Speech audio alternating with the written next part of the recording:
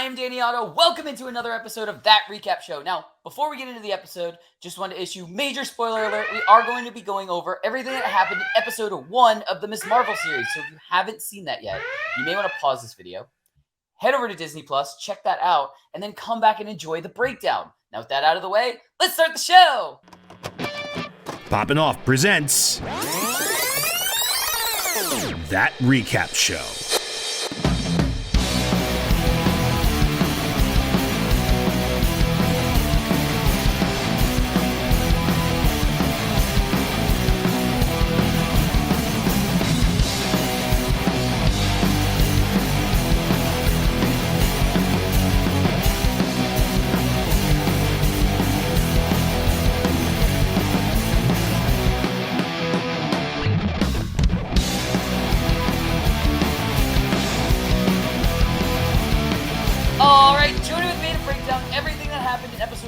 Of the Ms. Marvel series, it's Johnny Rico. Hey. What's up? So much. Yeah. But let's stick to Ms. Marvel stuff because this is awesome. I mean, look, instant reactions, references. You know, I'm gonna do them.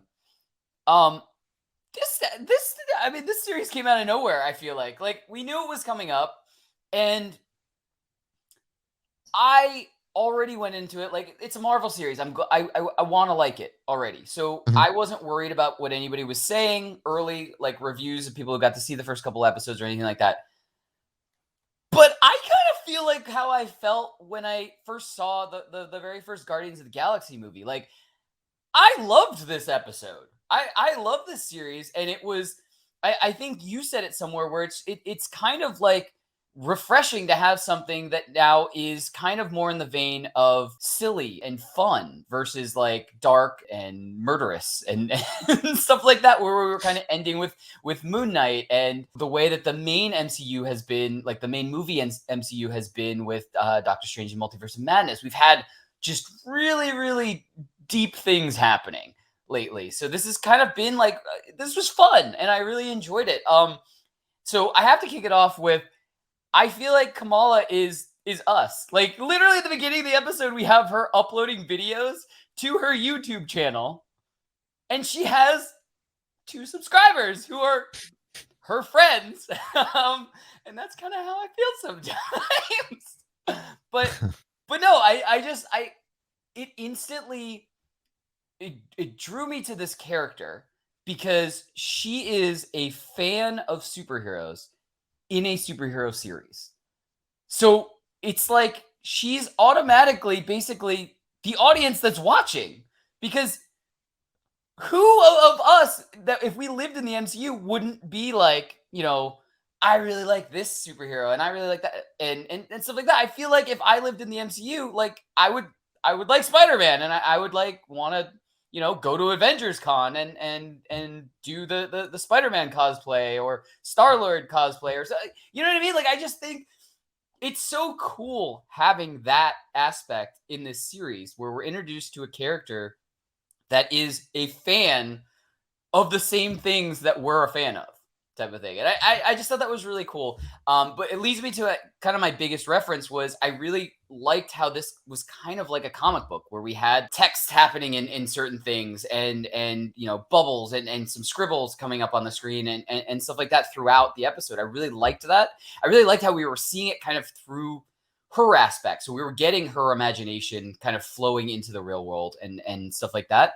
But also it reminded me exactly of kind of Scott Pilgrim, where we had this movie that was like a comic book and like a video game combined into the movie itself, and we had those aspects, those video game aspects and those comic book aspects introduced in the video or in the movie as if it was happening in real life that way, and it wasn't just Scott Pilgrim kind of seeing it that way, type of thing. And I really enjoyed that, and I really enjoyed having that. And we did have a split second clip of Scott Pilgrim, the movie, on the TV at one point in the episode. I don't know if you saw that, but I was like, they did it. They put it in there. That's what I was thinking of. But those were my instant reactions to references. Rico, what'd you think of the first episode? Yeah, like you said before, Danny, I expected to like the show when I saw the trailers and stuff like that. I know the Kamala Khan character pretty well from the comics I've read. we got to see her kind of first introduced into like the mainstream media through the Avengers video game, which she was kind of like one of the main protagonists. And I think a lot of people kind of started to grow to like her there too. So now that we kind of get to see her in live action, it's pretty cool to see. And yeah, the show is exactly what we need right now in the MCU, like a nice upbeat tone. Just a cool coming of age story with a young girl who's again a super fan of the Avengers, like you said.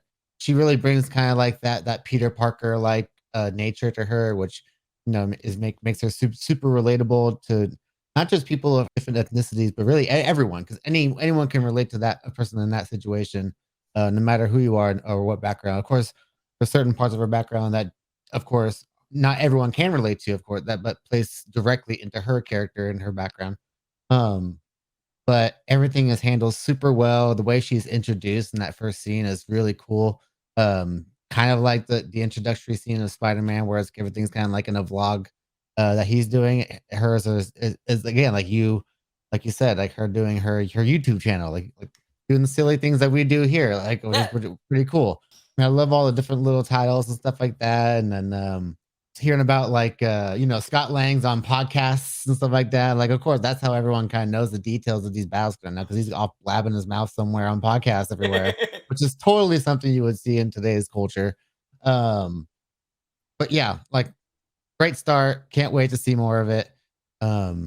She's already going to be jumping up there into one of my favorite MCU characters, and I'm just excited for the rest of the series to unfold. Absolutely. I cannot wait. I texted you as soon as I finished the first episode. I was like, I feel like I've been spoiled by, Stranger Things dropping a whole bunch of episodes, by The Boys dropping a couple episodes in a row, by Kenobi dropping episodes in a row. I was like, as soon as the first episode finished, I was like, I really wish there was another one. Just so I could keep watching. I've been spoiled now by premieres having like more than one episode premiere, because Yeah. it's just that I can't wait to see the next episode, because it's just fun, and it's something that I think it's a really good good series to have after all of this heavy stuff, and potentially more heavy stuff to come in the movie MCU world, basically. So you want to get into big takeaways? Let's do it. Awesome. All right, I'm gonna kick us off, and basically this isn't really like a giant takeaway. It's just something that I kind of felt, and I was just like, I think I would have done that scene a little bit differently if I was in it. So I totally understand. It's like we're seeing everything through Kamala's point of view and stuff like that. And so it would be like a cringe scene and an embarrassing thing to have, your dad come with you to a con or anything like that Right. when you're Teenage growing girl up. type of thing. Yeah, especially like when you're 15, 16 years old. I'm Mhm. sure the only thing you want is independence and stuff like that. But her dad looked so badass dressed up like the Hulk. It was cool. I was totally like, if my dad walked in to my bedroom and said, "We are going to New York City Comic Con," and he came in dressed like that as the Hulk, Mhm. I'd be like, awesome, I'm going to Spider-Man. But I love where your head's at. We're in, type of thing. Like, I would be 100% down, because like I just liked how he was so gung ho about it. Like, I immediately was like, oh, I'll go with you. Like, Yeah. I'll come. Like, but yeah, I mean, it's not really a huge like earth shattering takeaway or anything like that. But it was just like, I understand the way it's supposed to happen in the series, but it just made me feel and wish that, like, I could have been like going to a con with a parent that was doing. Look, I have a great dad. Like, this is no Oh down yeah. no No, down same. to my dad or your dad at all. But I'm just saying, in that situation, me right now, I would have been like, You son of a bitch, I'm in. but like I said, no complaints to the show itself for how it played out or anything, because I understand it's that phase. It's you want your independence from your parents.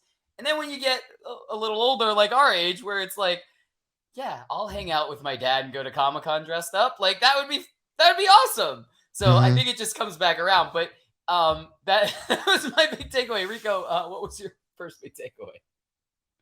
Yeah, that was a rough scene for sure. Seeing him kind of like do like the Eeyore sad walk afterwards was a little rough. But again, like you said, it's all part of like, that phase in her life, of course, at the age that she is. Imagine if that was only a couple years earlier. I'm sure she would have been stoked to have her dad go and take her to an Avenger Con. And it also would have been cool. Like I'm sure Bruno would have been okay with it. Like they seem to have a pretty cool like relationship together. Just giving them cool gadgets and stuff like that to use around the house that understands Urdu and stuff like that. And so I'm sure like Bruno would have been like, "Oh, you want to come? Yeah, sure, let's go." Like, what do you mean? Like, that's awesome. Especially fully in cosplay. Like, yeah. Yeah, so of course it's a teenage girl thing. Like if only Kamala would have embraced it would have made for an even cooler scene. And also would have kind of mirrored again the Avengers video game where like we first see her go to an Avengers con and her dad's with her and stuff like that. So it would have been kind of cool to see him kind of like see why she likes that world and stuff like that. Maybe get a better understanding of that. Of course, that's probably going to all come later on. Like, so, which kind of this is all part of my takeaway too, which is the family dynamic of this show, which is probably one of my favorite things of this episode. Of course, she's got the really strict mom who everything that she does is out of protection and out of love. Us like I love and stuff like that, and also like a culture thing.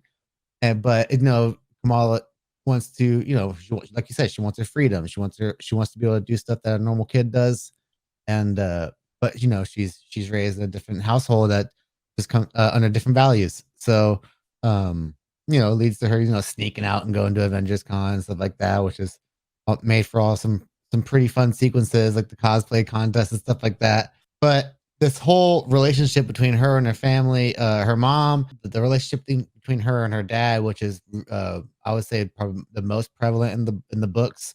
The relationship that those two have together is really special, and I really want to see that grow and throughout the show. I think that's going to be the real like heartstrings of the of like the whole family dynamic, but that's going to be where like the emotional core is going to be.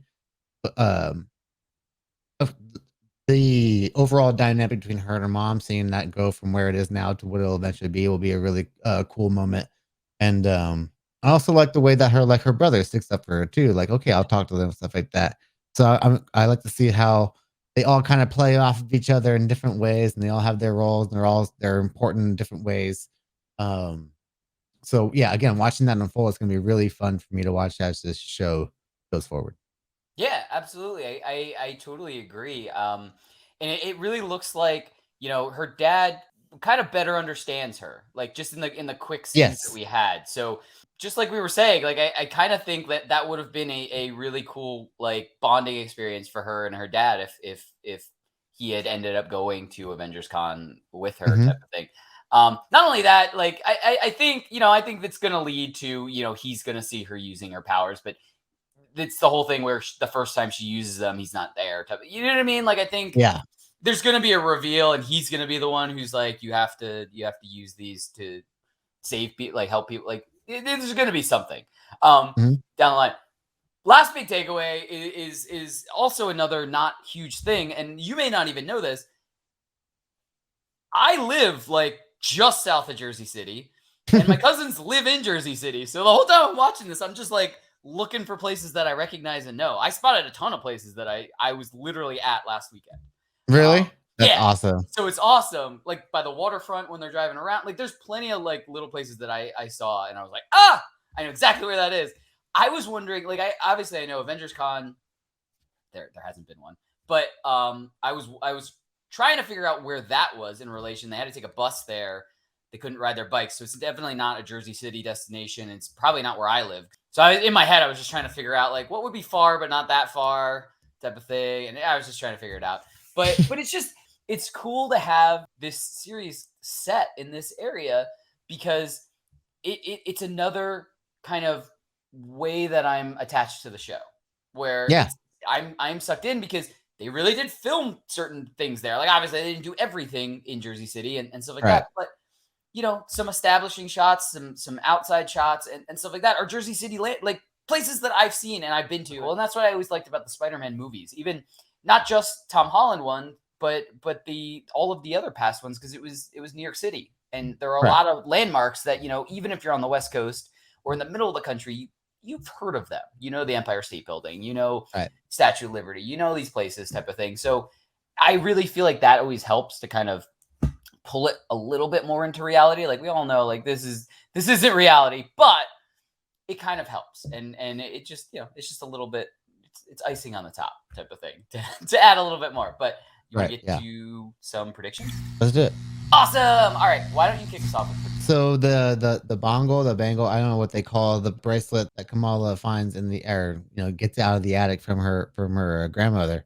But the fact that her powers are tied to her grandmother has me thinking, with that connection with Ned's grandmother and Spider-Man seemingly having some sort of sorcery connection. I'm wondering if we're gonna ever get like this kind of like reveal that there's this like older generation of heroes that we never knew about. Like obviously they had to have had some kind of part in doing something in the past somehow. There's a reason why they have these artifacts, these powers and stuff like that. But so I'm wondering if again we're gonna get like this older generation of heroes, and that could lead us to maybe like we get our Fantastic Four movie, but it's not set in the modern day. They are a older generation of heroes that maybe get stuck in another dimension, and they had to come back out into the modern day.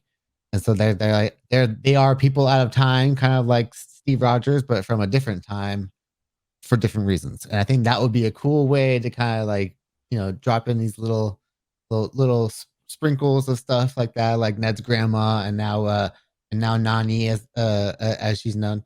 And we find out like this whole bigger connection in the MCU that we didn't know about. And I also wonder if these have a bigger connection to either Kree, Skrull stuff. If you made these little alterations to Kamala's powers for a reason, and I think they have a bigger role, especially if it's going to be a part of the Marvels, the next Captain Marvel movie later on. So, however, that's going to play into her role in that. Very excited to see. Yeah, I mean, I'm also wondering if it'll tie into like Shang-Chi. Yeah, maybe. Because, I mean, something was emitting a pulse at that point, and they were tracking it, and we all kind of were thinking that it was an Eternals connection, but we don't know. Maybe they were making more of a connection for Miss Marvel type of thing. We just don't. And I wonder where she went when she put it on for the first time, and she went and kind of flipped out. It was like going into the upside down or whatever. Like she just went whoop and then came right back over. But I'm very curious to see how like we're gonna learn more about that, the connection between the gauntlet and whatever else. Yeah, I'm right there with you. I was really gonna if you hadn't said anything about that scene, I was gonna mention that also, just because like, I mean, they don't do anything by accident. It wasn't just like, oh, this will look cool. That's gonna mean something, and we're gonna later figure it out. And I mean, I know there's a lot of people that are upset that were really into the comics and even the video game where they experienced Miss Marvel, that they changed her powers. But some of the content creators that originally said that when we first got a teaser trailer and stuff like that have come back and said like, look, this series is good enough as it is right now that I want to watch the whole time to see what really they changed her powers for, which is basically what you said. Like, you kind of want to see how that plays into why they made the powers this way type of thing. And, have faith that Marvel did something, like changed it for the better and not for just changing it for the sake of changing it type of thing. Like, that's what we've kind of got to do at this point. But and we still get to see her in Biggin too. Like when she goes and saves Zoe in the con, we see the hand. That's classic Kamala Khan right there. Even if it's not her actual hand stretching out, we still get to see the aesthetic of a giant hand from Kamala Khan, which is good enough for me. Yeah, and I mean, just like I mean, like I said at the very beginning, like I am so impressed with this first episode. I felt a lot like how I felt when I saw the very first Guardians, because I went into that not knowing really anything about Guardians of the Galaxy, and kind of the same thing with this. Like, I have played the Avengers video game, so I did kind of see some of her, but I haven't read any of the comics.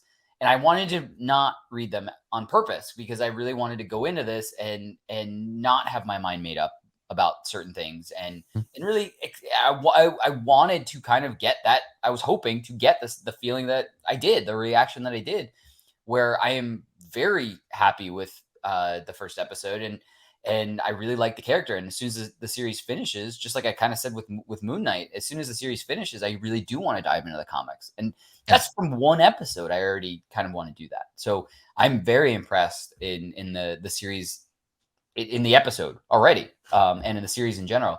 But for my prediction, at least, I very interested in we got a post-credit scene, which is a plus for me. I love the post-credit scene. I sit through the credits. Oh, who every single doesn't? time. Yeah, just in case there's ever one. And the last couple of series, it's only been like the last episode or the last couple episodes where we've gotten a post-credit scene. So I sat through all of those other credits for nothing.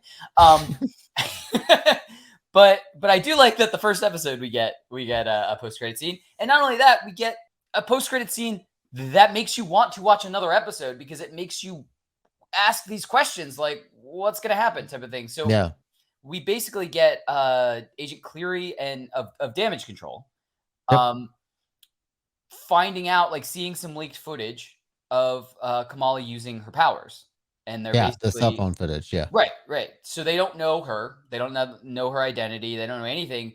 But we just get that kind of tease, basically, that they're now aware of her, basically. So we don't know, if they're gonna hunt her down in like we don't know if she's gonna like be on like a bad guy or a good guy type of thing, or if they're gonna try to recruit her, or if like we just don't know. We don't know what's going on. But obviously she's a person of interest, and I think that's going to be a very interesting subplot kind of going on at the same time type of thing to add kind of just not stress, but just to add another sense of urgency for her to kind of get a grasp of her powers, to try to figure things out and figure out ultimately like, how to be a hero type of thing. And I think that's going to add a sense of things, whether they're trying to, like I said, try to recruit her or whether they're trying to capture her and study how she got the powers and stuff like that. Like, we just don't know. But I like the idea of having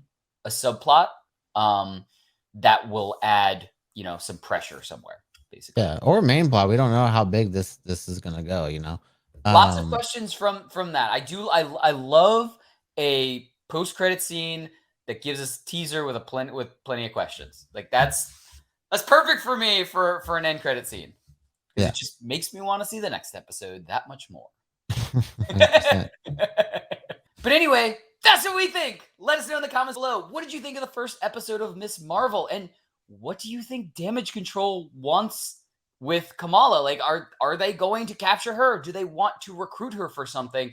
And what do you think her power set's ultimately going to be? And as always, don't forget, like, subscribe, and turn on notifications to hear about all of our video releases. Bye, everybody!